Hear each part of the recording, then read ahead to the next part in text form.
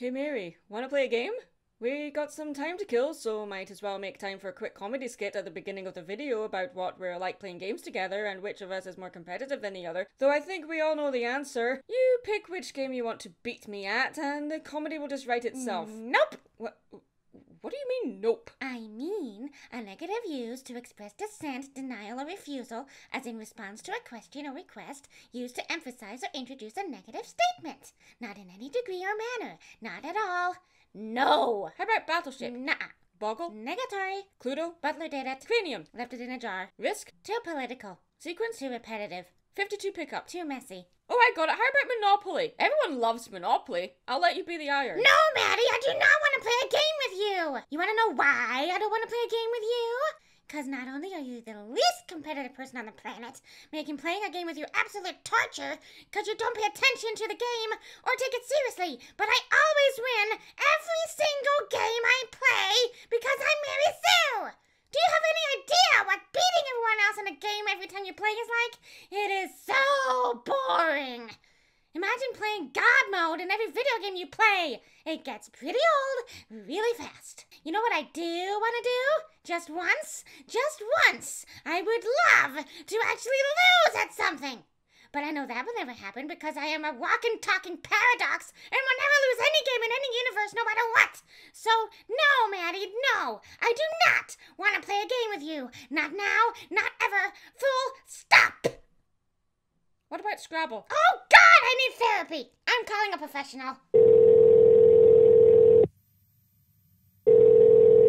Dr. Wolf, I need an appointment. I guarantee you I will be your best patient ever because it's an inevitability. I would love to accommodate you, Miss Mary Sue, but I am currently calling foul on an illegal move my brother Tarek made in our game of Prance, causing me to lose all of my challenge cards. It is highly frustrating. Stop! Angry Mary noises! Maybe we should, just watch a My Little Pony episode. If you think that will help, sure. I still call foul. So, I recently watched the My Little Pony episode, Trivial Pursuit, and while recovering from the madness that was the last BronyCon, it reminded me of some of the downtime we had while at the convention. In between vending, doing panels, and talking to fans, we spent some time playing games with friends, and it was fascinating to me how competitive some of us can get. When it comes to games, it's no secret that I'm, not competitive in the slightest. Nah, really? Never would have guessed. All joking aside here, at least for the time being, I enjoy playing games with friends, but I'm not really in it to win. I just enjoy having fun with friends, playing a game I don't have to think too much about. I know that kind of sounds sentimental and precious and blah, but it's true. The fondest memories I have of family and friends is when we play games together. Often we see sides of each other we really like to show to people outside our inner circle. Some of my friends are very competitive, which can be pretty hilarious to watch, especially when someone like me, who doesn't really care if they win or lose, just so happens to hinder their chances of winning. But at what point does competitiveness become a bad character trait? Or, more to the point, is it a bad character trait? Or perhaps it's bad not to be competitive? Or maybe you just take yourself out of any kind of competition to avoid any unwanted conflict. Or you are forced out of competition because you just don't take it seriously enough, so you hinder other people's chances of winning. Which way you see competition, I believe it is not only healthy, but essential to have some kind of competitive streak, not just in games, but in everyday life. It shows that quality standards are important to you, and you will find innovative ways to achieve those standards. Though, if, like me, you aren't all that competitive, this can also be a good trait, as it means you tend to be a little more flexible and prepared for whatever the outcome may be. If you are only focused and prepared for winning, then any other outcome is disastrous to you. While you're busy fretting over the tiniest details of what you didn't take into account before entering the competition resulting in a loss, the uncompetitive ones are already enjoying a drink at the pub when it's all over. Or at least, I am. Seriously, I wish I had more of a competitive streak in me. Cheers. While looking at the My Little Pony episode, A Trivial Pursuit, we first see Spike worrying about Twilight's well-being as she's been preparing for a competition, a quiz called Trivia Trot. Knowing that she neglects the 621 rule, pot kettle black, as so many of us workaholics and creative souls do, Spike takes it upon himself to remind her to sleep. Well, hello there, Season 2, Twilight. Been a while. How's the whole not having wings yet thing?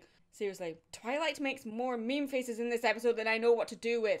Apparently, Trivia Trot is a regular thing in Ponyville, but even now, 9 seasons in, we still get these regular practices forced in there. Like I said, this episode feels like it belongs in Season 2. Seriously, how many annual traditions or weekly traditions does Equestria have that we're only learning about now? I want to stay in the zone. That way I can sleep in the zone, wake up in the zone, and be totally in the zone tomorrow. Insert joke about her being in the Twilight Zone here. Spike is attending Trivia Trot for the first time, so serves as our eyes for the game. Convenient. What's not convenient is that Twilight takes the opportunity to read the entire rulebook to him on the way to the game. Obviously, in order for any competition to work, it must have rules. To Twilight, the rules are the most important part of the game. When it comes to game rules, people usually choose one of 5 variants. Start the game from scratch if official rules are not followed, carry on playing the game after mistakes are made, making sure they are learned from and not repeated in this and future games, play your own game with your own house rules, or free-for-all, rules are too restricting and reduce the fun of the game. Spike is happy to just be a spectator, as it relieves the worry of letting Twilight down if she has him as a teammate. To be honest, this is also a role I prefer, as I have a crippling fear of letting people down. Another reason why I don't really play games all that often with people, though I do enjoy showing support to friends who take part. Cheering people on from the sidelines is sometimes just as fun as being part of the game itself. But Twilight's hopes of enjoying this game of Trivia Trot and winning are shot to pieces when Pinkie Pie enters the building and gives off the vibe she won't take the game seriously at all. Spike does what he does best, and should be shown to do more of, and serves as the one to keep Twilight on track and focused, but also reminding her that Trivia Trot is just a game.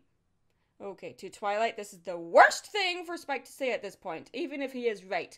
For Spike to say it's just a game tells Twilight that he also doesn't take it seriously and doesn't see why Twilight is so worried about an unpredictable outcome. Pinkie Pie is a walking, talking wild card, and Twilight is not prepared for this at all.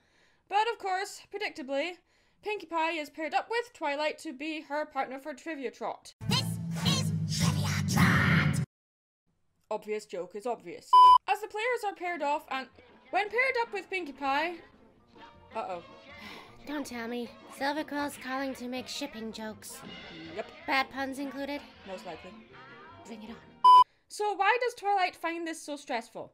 Well, first we need to understand what kind of competitive streak she has. To me, Twilight is for the most part what is known as an intrinsic competitive. She keeps her competitiveness to herself and continually tries to better herself, as opposed to, say, Rainbow Dash and Applejack, who are extrinsic competitiveness. Rainbow Dash displays her competitiveness externally and derives her success from external competition. Applejack is also an extrinsic competitive. When you have an intrinsic and an extrinsic competing against each other, it turns into more of a battle of wits than anything else, and it's usually the intrinsic one who wins, as they usually have more patience and focus than an extrinsic. The intrinsic simply wants to win because they want to keep a level of quality about themselves, whereas the extrinsic wants to win because they want to show off how better they are than others. Even when we consider these two types of competitiveness, does that mean that one type is better than the other? The episode doesn't really ever come out and state that competitiveness is bad, which is good, but also doesn't really say where the line is exactly when being obsessed with winning starts to ruin the game entirely for everyone involved. It's more about what happens when you let one dominate the other, I guess, and Twilight slips from being an intrinsic to an extrinsic as the episode goes on, and sadly, Pinkie Pie is the one who pays the price. There really is nothing wrong with being competitive, but it becomes a bad thing when it starts to affect your own mental and physical health, as it has clearly affected Twilight here. Even if this is done for comedic effect, it touches on a serious theme that many of us suffer through. Trying to keep up with the Joneses or be better than them sees life become a never-ending competition.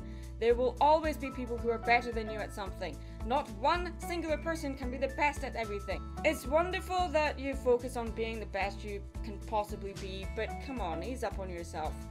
I guess even if I do say I'm not competitive, I do compete with myself a lot, trying to surpass previous goals that I set myself. I often set myself impossibly high standards or targets, and Yeah, I guess this can affect my mental health and maybe physical health too. You can either have no competitive streak like me, or like Mary, win every game you ever play and as a result find them boring and pointless, or like Twilight, winning means everything because she sets herself unrealistic levels of achievement for the sake of perfection. But she is not competitive in everything she does. Twilight may be a perfectionist, but she also knows what her weaknesses are. In the episode Fall by Their Friends, Twilight plays the judge and keeps score, while Applejack and Rainbow Dash compete in their own Iron Horse challenge. Spike is reduced to a prop in Fall by Their Friends, but acts as valuable advisor and spectator later on and in this episode. I have to admit, not just because Pinkie Pie is Beth Pony, and anyone who says otherwise needs their head examined, but I relate to Pinkie Pie in this episode because, like me, Pinkie Pie doesn't have much of a competitive streak. The only time she came close to being competitive was the goof-off with Cheese Sandwich in the episode Pinkie Pride in Season 4. For Pinkie, she just wants to have fun with friends and take part in the quiz, but she is assigned as Twilight's partner in the quiz and is written as a dumb character for the sake of the plot of the episode. Seriously, guys. I want those in the back to hear this. Pinkie Pie is not dumb! If anything, she's just as smart as Twilight. Even from the pilot episodes, she was the one who helped Twilight find the book she needed. It was under E. Pinkie Pie retains information about every single creature she meets. She may not be book smart like Twilight, but her memory is just as good, if not better. She's also much more observant than Twilight is, but she lacks the focus that Twilight has. If Twilight takes everything too seriously, Pinkie has the opposite flaw of not taking anything seriously enough. If the episode focused more on Pinkie not being able to pay attention to the game instead of her not reading the room or knowing what she's doing, we would understand why Twilight is so stressed out. But when Pinkie finally does try to play and knows the right answers, Twilight prevents her from taking part at all. So as a result, Pinkie gets frustrated and bored and sits out the game. I may not be competitive, but that doesn't mean I don't want to be included in things. True, some people are more comfortable spectating, but you can miss out on a lot of chances to get to know people if all you do is watch. Being happy is better than being right, and winning is not everything. I do wonder why no one in this episode bothered to teach Twilight a lesson and give her a taste of her own medicine, especially after constantly proclaiming the rules, causing other players to be disqualified. She may have been right in every instance according to the rulebook, but considering Granny Smith, the game master, didn't know all the rules by heart, it seemed that Twilight was not only taking advantage, but was also being pretty pedantic. I mean, sure, we have Sunburst come along and do to Twilight what she did to Pinkie, but it just seems a little bit off that he would act this way on purpose without an ulterior motive, to prove a point or to get Pinkie Pie to join back in the game after feeling bad for her. I mean, after all, this is quite a small room, surely someone noticed what had happened. Perhaps it's because of how similar Twilight and Sunburst are that causes the conflict to happen between them in the first place. Your desire to constantly achieve impossibly high targets can have just a detrimental effect on your self-esteem as being around someone who is extrinsically competitive. There may be a tendency to beat yourself up if you don't achieve those goals. A little bit of externalized competition is a good thing because it inspires people to aim higher and set goals that they never thought possible. It also provides an important feedback loop on how we go about achieving our goals, and teaches us how to accept failure in a gracious and positive manner without damaging long-term self-esteem. What is also important is that external competition is not forced on others and promoted as a win at all costs, because then it becomes a negative. And this is where a good dose of internalized competition is important. It teaches people to focus more on their own personal achievements and gains than beating others, particularly when it comes to setting goals, motivation, drive, and achievement in life. There is a time and a place of extrinsic and intrinsic competitiveness. Everybody has a little bit of both in them, usually one in more dose than the other. As long as you don't let the pendulum swing too far one way, then it can help you be the best you can be. I'm Mad Munchkin. Stay creative.